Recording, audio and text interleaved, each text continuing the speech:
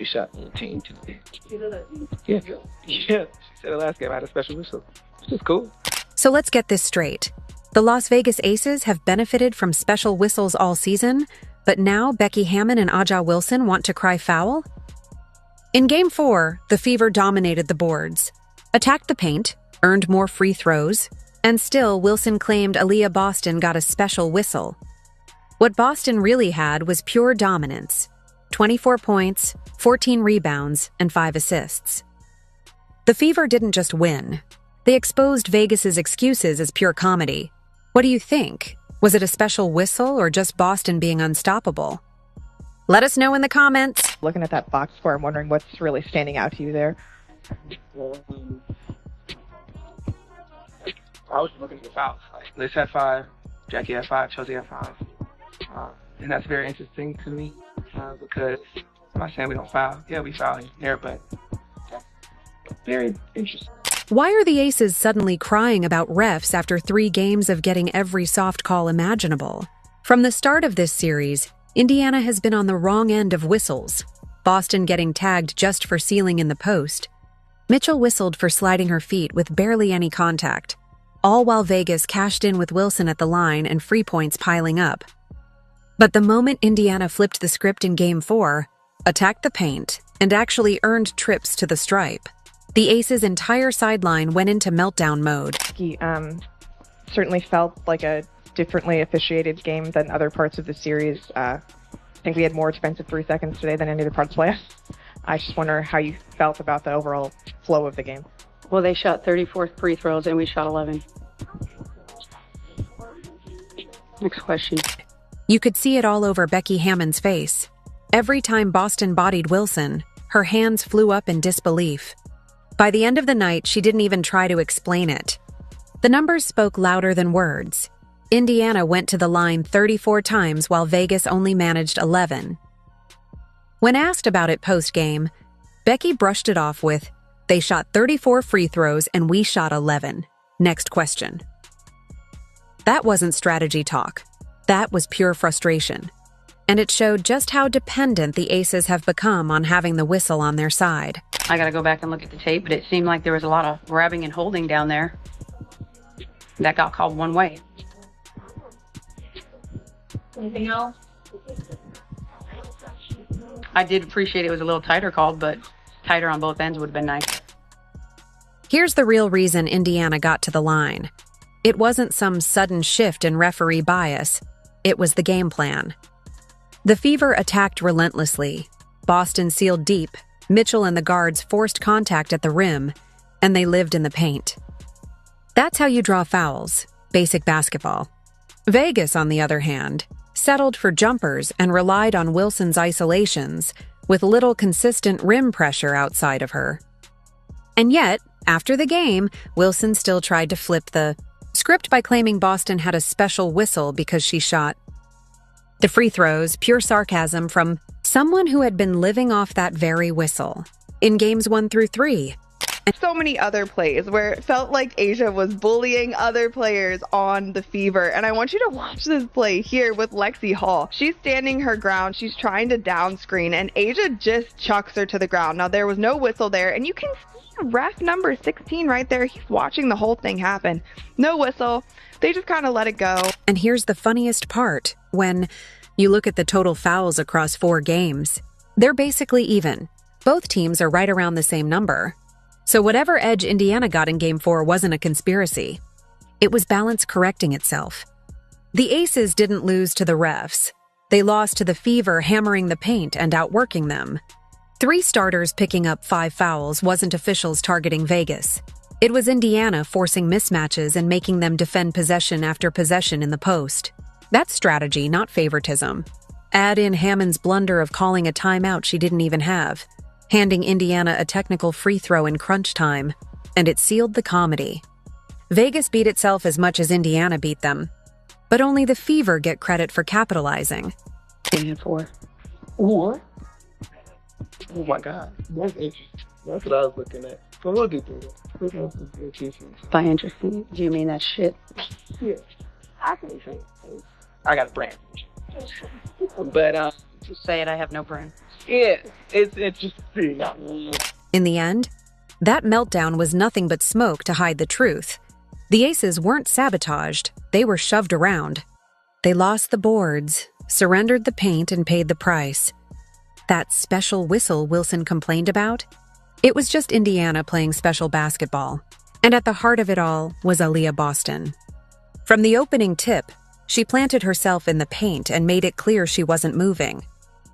This was the head-to-head everyone circled, MVP Wilson versus All-Star Boston, and the assumption was Wilson's experience and finesse would tilt the balance. Instead, Boston flipped the script, dragging the power her way by forcing Vegas to deal with her physicality for a full 40 minutes. As soon as Aliyah Boston helps it all with the guard, Vegas has been very quick and decisive getting the ball to A'ja Wilson. Entry pass, Boston. Guarded by Wilson. Boston takes it to her. Efficient and effective. Look at where she catches the ball initially, working hard, regains it, then comes back and goes. Wilson still got her numbers. 31 points looks dominant on paper, but anyone watching saw how exhausting it was for her to earn them. Every catch came with Boston's body leaning into her, shoving her off her spots and pushing her further from the rim. What usually comes easy turned into a grind, and as the game wore on, that constant pressure wore her down. The ripple effect was clear. The rest of Vegas never found a rhythm, stuck watching their star fight for every bucket instead of flowing in their offense. Right. Boston able to hook it in. But Boston does. Oh, knocks it away. Boston the steal. Sims ahead of the field will lay it in. Who is in the game? Melissa Smith is who sat down with Lloyd coming in. Backdoor, Mitchell lays it in on a beautiful delivery from Boston. On the other end, Boston's stat line spoke for itself. 24 points, 14 rebounds, 5 assists, 2 steals, and 2 blocks. She went 7 for 15 from the floor, sank 10 of 13 from the stripe, and dictated the game on both ends. This wasn't just scoring, it was complete control, every possession flowing through her presence. While Wilson burned energy grinding for shots, Boston stayed efficient, poised, and relentless. The difference was how deep she established her seals.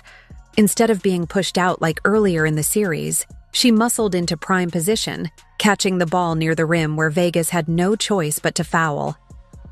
Those trips to the line weren't gifts from the refs. They were the result of Boston forcing the issue and making the Aces pay for contact they couldn't avoid. What were you seeing or feeling out there that let you have the night that you had? Just trying to be aggressive. Oh, hello? Hello? Oh, there we go. Just trying to be aggressive, post up, seal, focus, and finish, and get to the free throw line. Steph or Aliyah, did either of you see anything on tape the last couple of games for you specifically to try to get you more looks or better looks, especially as you did in that second half? Yeah, I mean, we've watched a lot of film, but I think for me, just working on my positioning, trying to get... Think back to game. Vegas swarmed Boston early, forced her out of her comfort spots, and it worked. She looked rushed, turned the ball over, and never found a rhythm. But in Game 4, she flipped the script. She steadied her base, stayed patient against the doubles, and when the defense collapsed, she punished it with 5 assists to open shooters. That's the mark of a star who learns on the fly. It wasn't just a bounce back. It was postseason level adaptation. The kind that separates good players from great ones. It's been unleashed. Powers into the game for the first time. Here's Boston working young and finishing. Let's give some love where it's due. The post work. Aliyah Boston sees a guard on her. The double comes, passes back out. So what does she do? She reposts, puts her right hand up. So Wilson tried to flip the story by suggesting Boston got special treatment from the refs, but the tape shows the opposite. This wasn't officials gifting Boston calls. It was Boston gifting Vegas bruises. She absorbed contact, dished it back, and kept playing through it on both ends. If you want to call it special, call it what it was. Special control, not favoritism. The big question of this series was whether Indiana could match Vegas's star power. Game 4 answered that loudly. Boston didn't just match Wilson. She shifted the balance of the series. The paint, once Wilson's territory, now belonged to Boston. And with her setting that foundation, Indiana's supporting cast piled on. turning that interior dominance into a wave Vegas couldn't contain. Coming off the on ball, getting her feet set. 2-point game. Boston center of the lane. Finishes plus the foul. The concerted effort to get Aliyah Boston a touch in the paint. That time, A'ja Wilson, his arm is caught around, so she fouls her on the left side while Boston may have anchored the win, but when the game tightened, it was the supporting cast that made sure Indiana held firm, led by Kelsey Mitchell. She delivered 25 points, shooting 9 of 20 from the field, mixing in timely threes, and knocking down nearly everything at the line. More than just a scorer, she added 4 assists, reading Vegas's overloaded coverages and finding open teammates. Against an Aces defense that pressured every perimeter touch, Mitchell still carved space, rising over contests, slashing past late rotations, and answering Vegas bucket for bucket. Mitchell dances, takes, and connects. Who is in the game? Melissa Smith is who sat down with Lloyd coming in. Backdoor, Mitchell lays it in on a beautiful delivery from Boston, plus the foul. Oh, here. Kelsey Mitchell, so quick, just one step, bell bites. Mitchell's performance carried extra weight because of everything she's endured with this franchise. She's been through the heartbreak of Indiana dropping games just like this in past seasons, but this time she refused to let it happen. Her effort made sure the Fever walked out tied 2-2. Caitlin Clark captured it perfectly from her courtside seat. She leaned over and said simply, "Kelsey, unreal." And that was the truth. On the biggest stage, under the brightest lights, Mitchell didn't just show up, she owned the moment. I don't think that's a bad no call. Here's Mitchell. Mitchell able to hit. Right here, she gets the handoff. I mean, this is a tough shot. Jackie Young right there. Oh, yeah. It's like she needed a guitar in her, right? Working behind Boston. Mitchell flings it out. Sims. Stupid. But Mitchell didn't carry the load alone. Lexi Hull delivered a performance that might outlast her modest 7 points in fans' memories. For 38 minutes, she was glued to Jackie Young, an all-star and one of Vegas's steadiest scorers. Hull hauled in 7 rebounds, swiped 4 steals, and even added a block, all while battling through a back injury that snagged her this postseason. Her grit was stamped on every hustle play, diving for loose balls, fighting for box outs against bigger forwards, tilting momentum with pure effort. The impact was obvious. When she sat, Young found rhythm.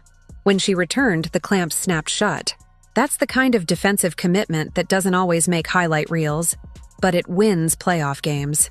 Fewer games as Hull knocks it away, and it stays in bounds. That's the second time that Hull has saved the layup with her weak side help defense. Jay Petty in off the bench. Stephanie White liked the way she battled in Game 3. Boston gives it up. Mitchell with Wilson switched on her. Now Young gets back. Hull connects. Out of 3.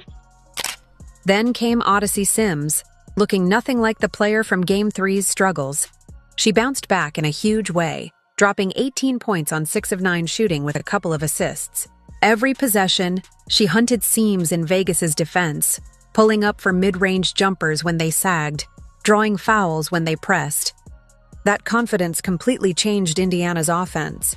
With Sims carving paths into the paint, Wilson and the Vegas bigs had to shift off Boston at times, creating more balance and space across the floor. It was the kind of bounce-back performance that turned pressure into momentum. 5 minutes to go.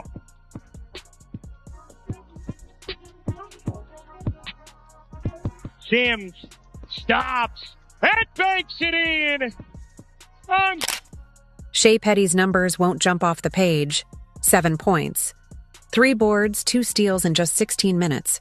But her impact was steady and invaluable. Whenever Vegas threatened to swing momentum, her poise steadied Indiana. She knocked down timely shots, spaced the floor, and managed possessions that could have easily unraveled. In a semifinal this tense, that kind of veteran composure is priceless. Slipped to 6. Think that would change if they redrafted? Here's Petty all the way in off the steal. Shea Petty giving in. Together, that supporting cast turned Boston's dominance in the paint into a full team surge Vegas couldn't contain. And now it sets the stage for the ultimate test, a do-or-die Game 5 in Las Vegas. With the Aces season on the line and Indiana believing they've got more than just a puncher's chance. The challenge? Walking into Michelob Ultra Arena, one of the league's toughest environments, where Vegas went 17-5 in the regular season and thrives on crowd-fueled momentum. The Aces will be desperate. For the Fever, the key will be drowning out that noise with composure, staying disciplined, and proving their Game 4 performance wasn't just a statement. It was a shift in control. One game away from the finals. Where you came from, in August when people were going down with injuries. I mean, how do you wrap your head around that, knowing that there's still work to be done? Yeah, honestly, for me, all the credit has to go to God. Seriously, I mean, just thinking about where we are right now, just like you said, we lost people to injuries, and no one stepped down, no one dropped their heads. But I think Steph and the entire staff just did a great job of us telling us, like, listen, it doesn't matter who's in this locker room, it's about who's in here, and we're going to do everything we can to be successful, and we just kept working. The challenge for Indiana is that their Game 4 blueprint is already on tape. And you can bet Vegas has studied every post-seal Boston established, every pick-and-roll Mitchell converted, and every rebound that swung momentum. The Aces will adjust, so the Fever's job is to strike first. That starts with Boston touching the ball early and often.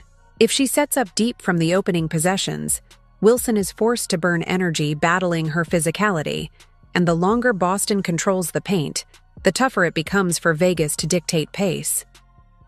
But the interior attack only works if the floor stays spaced, which makes Mitchell's outside aggression essential.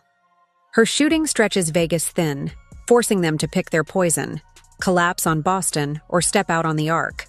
Defensively, the spotlight shifts to Lexi Hull. Back on her home floor, Jackie Young will be locked in, so Hull's ability to stay glued without fouling is crucial. Then it's on Sims and Petty to steer the offense under pressure, because in a Game 5, every wasted possession is a crack Vegas can exploit. I think for me, this from day one has just been a really special group. We've hit a lot of adversity collectively. I had some tough stuff that I was going through personally, and this group would just rallied around me, rally around each other, and truly do live the mantra of we over me. And it's just been a really, really special group. You don't always get these opportunities to coach groups like this, professional level especially. And I think because they're who they are as human beings, it allows us to continue to put one foot in front of the. The X factor is rebounding. Indiana crushed Vegas 34-22 on the glass in Game 4, but duplicating that won't be easy. Natasha Howard, Bree Turner, Nalissa Smith, and Ariel Powers all have to chip in to keep the Aces from second-chance points. If the Fever own the boards and keep earning trips to the stripe, their destiny is in their own hands.